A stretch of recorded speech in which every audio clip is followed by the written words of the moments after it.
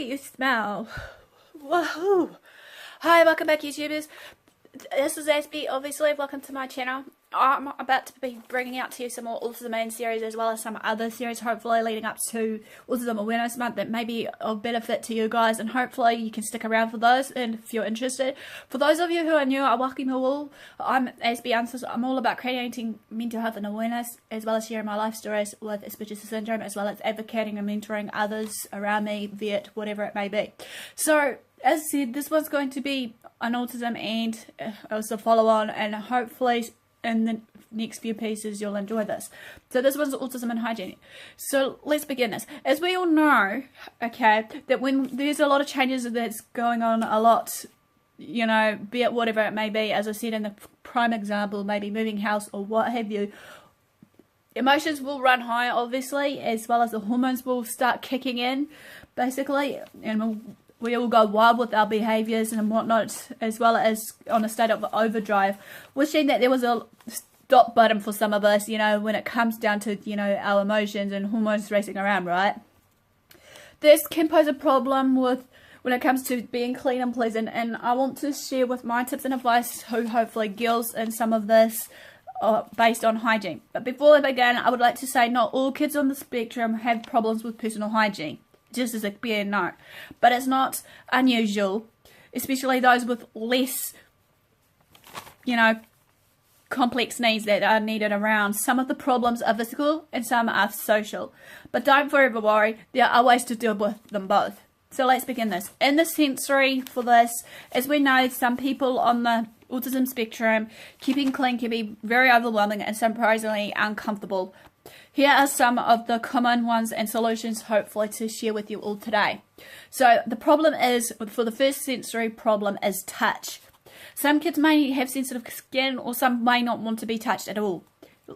That will range from, for example, sensations from watering in the shower, the grinding of scissors, the prickling feel effects of the hair from the back of the neck falling onto the skin before it hits the floor.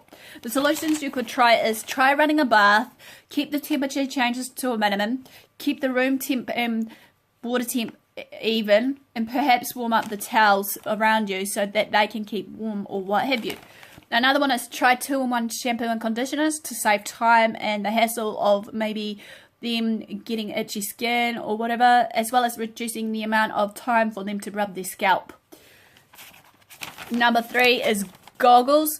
Goggles can be good for some that are maybe really super sensitive for the sake of maybe either the smell and stuff that can occur with, you know, really sensitive eyes of the itchiness, versus just if the water tends to, you know, run through, as well as the shampoos just to protect their eyes. Roll-on deodorants can be another one, as they are less of a shock to the skin than just your everyday spraying sensation. Hearsay.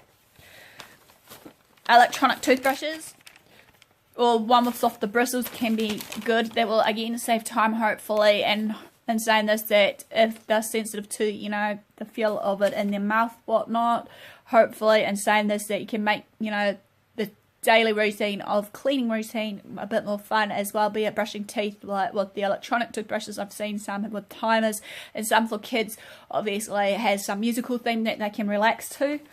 Another problem for the sensory, a strong smell can be overwhelming for autistics. If you have citrus shampoo and minty toothpaste, it might drive them out of the bathroom, or you may have a reverse problem. Some kids with more complex problems can be attracted to the smell of poos. So the solutions for this is try different brands of toothpaste and shampoo to see what they prefer and stick to them once you find that preference for them. Problem for taste is toothpaste can be an issue for some. So solutions is try different toothpaste, ranging from maybe baby toothpaste are usually often mild tasting and has less levels of fluoride, but be sure to check with your dentist first, so to speak, so that you know about it. If your son or daughter can drink water from taps, or, you know, and what have you, bring up a jug or glass.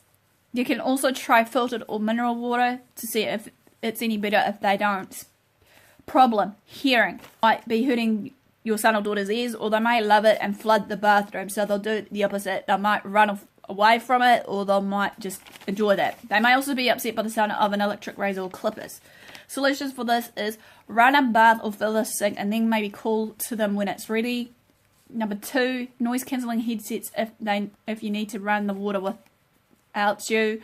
And 3, experiment with scissors or safety razors before the actual, sound of the electronic ones. Last but least for the problems are your proprioception. Autism can mess with the sense of balance and ability to feel what our body is actually doing. So the solutions here are: some kids may prefer to wash in a sink or use the shower bending over the tub. 2, a chair lets them sit down in the shower and they might feel safer. On the provider, it's good and steady, and also on the provider, also saying this, that if you've got one around that, is either from, the hospital or some sort of healthcare facility that will allow you to use this. For milder problems, anti-slip mats or stickers on the, on the tub, as well as maybe on the floor, as well as reliable bath mat on the floor. And I'll be back shortly. Right, social understanding problems to go under here. For people who don't have autism, the idea that we look and smell sends a maybe message to other people that will seem pretty darn obvious, right? When a teenager, however, hits that, it may simply not have occurred to them. Unfortunately, teens with autism may also be prone to miss on the subtler social cues or signals, like a wry phrase or sarcastic remark, as I did as a clear introduction to you all, that will just simply pass them by. They can intentionally give the impression that they don't care how they come across or if the smell is bothering people, which makes it harder to make friends, as we know. Neurotypical teenagers, however, on the other hand, have often not yet developed the empathy and social skills to be nice about such things. And a teenager with bad personal hygiene and or presentation skills is very vulnerable to bullying. So you may be questioning to me, so what can we do about this, Aspie? So I'll give you some ideas here. Number 1, have a visual routine that covers cleanliness throughout the day. For instance, morning, brush your teeth, take a shower, put on clean clothes. If routine is particularly helpful for your son or daughter, you might even want to set particular times of day for this. Though be aware the potential stress that might come with it if they're unable to keep it because of interruptions at school and other everyday things that comes their way. Number 2, have another visual routine that covers changing and washing clothes. You might want to include such factors such as how many times you wear each kind of garment before you need to put it in the wash. A laundry day when the clothes get washed, the process of putting clothes in the wash, taking them out, drying them, ironing them, folding them, and putting them away. What to do if your clothes get dirty before the end of the day. You might, here's an example, if the clothes was getting dirty and they were at school, bring some spare set of clothes, and hopefully if they're in uniform that the teachers will allow it, because obviously, as I said before, I think that, some of us would love a spare set of clothes. Try and remember to keep the clothes laundered and dry instead of rather than wearing them all at the same thing day after day. Break down personal hygiene tasks into a set of steps if need be to make it easier for the child to remember. For instance, use lube, flush, pull up pants, wash hands, dry hands. Using pictures can make this much easier for your son or daughter to follow. Have some hygiene kits that are readily available for each routine, say a box for the toothbrush and paste, another for the soap and towel, and so on and so forth. You can put these in the pictures of your visual routine so that they can see it on board. Use a mirror to show your son or daughter when they're dirty. You can use this for their body. Look, you've got food on your face. Time to go wash or clothes.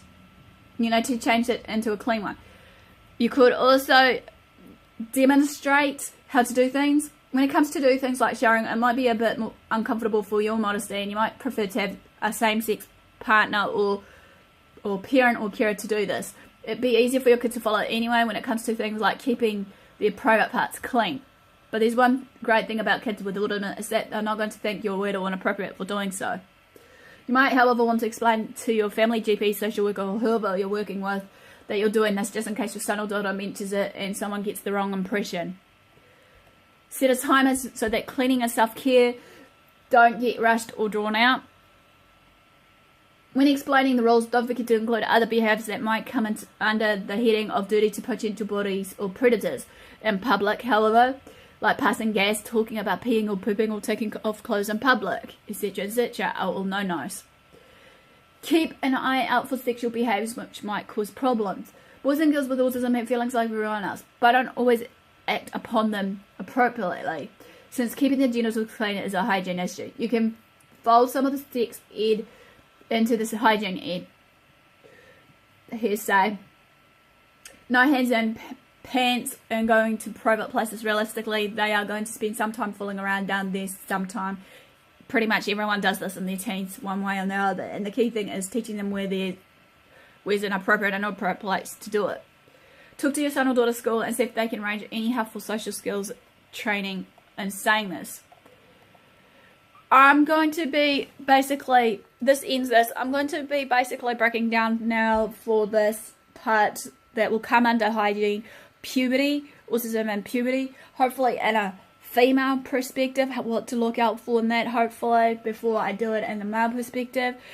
Hopefully you're enjoying these. Smash the like, comment below, feel free to share these videos around, feel free to follow me on my social media sites listed in the description below. If you haven't done so already and you feel to join me on the fan bandwagon, feel free to subscribe, and if you do so, don't forget to turn on the notification bell to keep up to date with everything I get up to. So don't further ado, guys. Thanks for support, thanks for watching. Do what you love what you do. Aspie signing out, and I'll see you again soon. Ciao for now.